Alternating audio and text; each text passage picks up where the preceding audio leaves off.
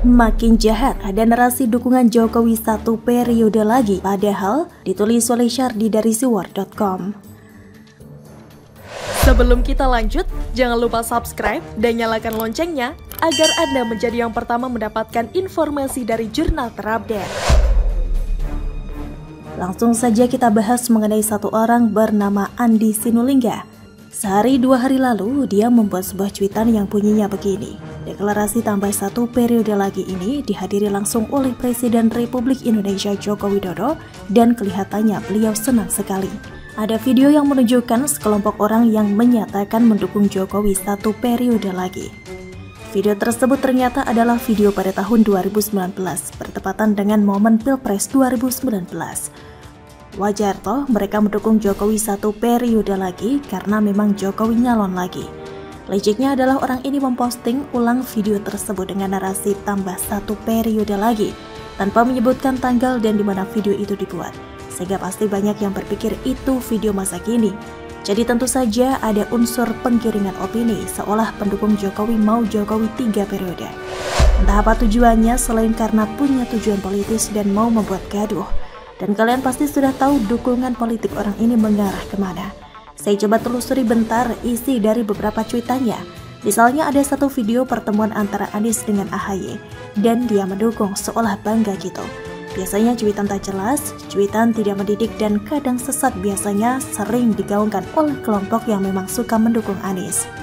Ada bau-bau kelicikan dan niat jahat dari cuitan tersebut karena memanfaatkan kebodohan literasi sebagai masyarakat. Percayalah, akan ada yang percaya dan yakin. Ingat, tidak semua orang pintar memahami berita dan postingan di medsos. Lebih mudah percaya ketimbang menfilter. Masih ingat dengan cuitan tentang sekelompok tentara Cina di Papua naik Lion Air? Sebenarnya itu hoax. Tahu nggak siapa yang membuat cuitan jahat tersebut? Di cuitan dia yang lain ternyata sangat mendukung Anies. Dia berharap Anies ditakdirkan sebagai Presiden Republik Indonesia pada 2024. Kata Anies sangat benar adanya.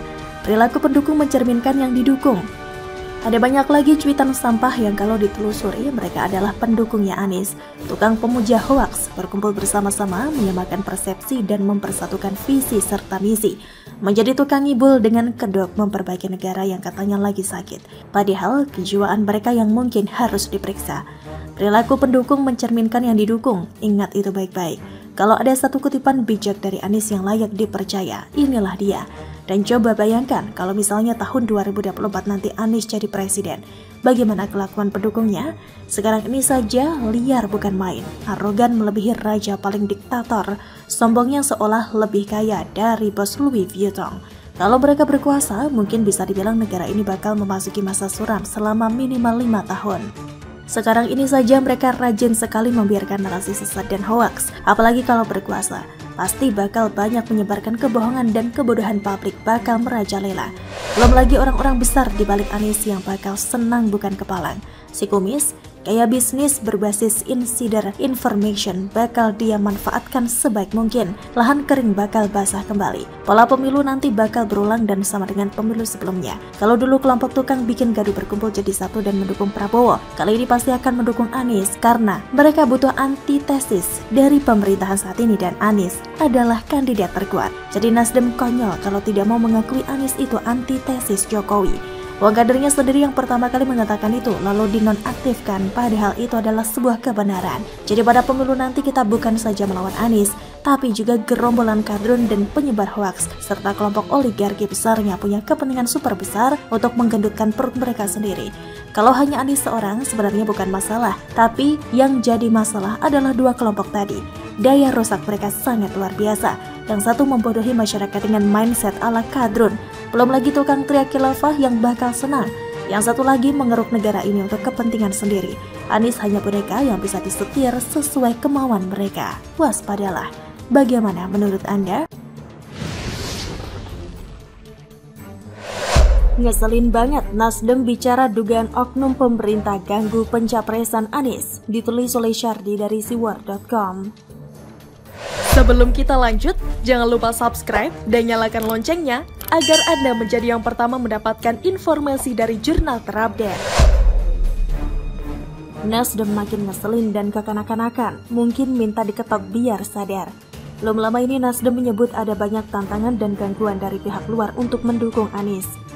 Ketua DPP Nasdem Effendi Hoiri atau Gus Coy menduga gangguan berasal dari oknum pemerintahan atau berkuasa. Sebab apabila rakyat biasa menurutnya tidak mungkin mengeluarkan dana untuk spanduk penolakan hingga demo. Wah, berarti secara tidak langsung Nasdem mengatakan rakyat yang berdemo itu adalah karena ada dana kan? Bagaimana dengan demo yang kerap dilakukan oleh PA212 DKK? Bagaimana dengan demo berjilid-jilid saat mendesak Ahok di penjara?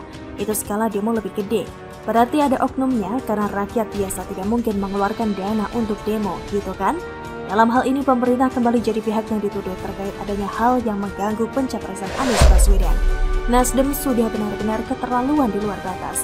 Nasdem sudah frustasi dan putus asa, sehingga asal ngomong membabi buta menyerang pemerintah tanpa bukti yang kuat. Waketum Partai Garuda, Teddy Gusnaidi mengatakan tuduhan itu disampaikan oleh orang-orang frustasi. Pasalnya sama sekali tidak ada kolerasi antara tuduhan dengan mekanisme pencapresan. Menurutnya, jika Anies yang juga bakal calon presiden usungan Partai Nasdem yang sampai saat ini belum diusung secara resmi oleh gabungan partai politik, maka yang patut disalahkan adalah gabungan partai politik tersebut. Kenapa mereka secara bersama-sama tidak segera mendeklarasikan secara resmi untuk mengusung Anies? Kata Teddy di Twitter.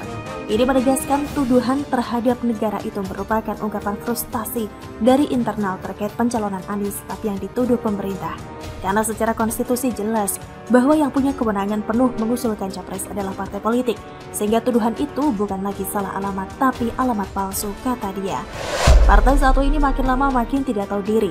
Hati-hati loh, bakal banyak yang nyumpahin partai ini jadi kurem dan bahkan tidak bisa lolos ke Senayan. Pendukung Jokowi sangat banyak, rakyat juga banyak yang puas dengan kepemimpinan Jokowi. Nasdem mencari penyakit dengan melempar tuduhan yang menjijikan seperti ini. Padahal Jokowi tegas menyatakan urusan internal partai jangan dikait-kaitkan dengan pemerintah dan istana. Nasdem juga sempat bilang Jokowi komplain soal pencalonan Anies yang tidak dikomunikasikan. Jokowi membantah. Kali ini Nasdem kembali bilang ada oknum yang menjegal Anies. Oknum yang mana? Kalau tidak bisa buktikan, jangan munafik teriak-teriak soal oknum. Jangan lempar isu yang belum tentu benar.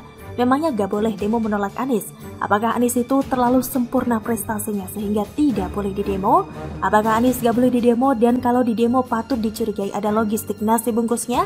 Justru Anies sangat pantas setiap hari didemo karena prestasinya yang sangat receh. Stop mendewakan Anies yang sebenarnya hanya politisi yang tidak ada mutunya.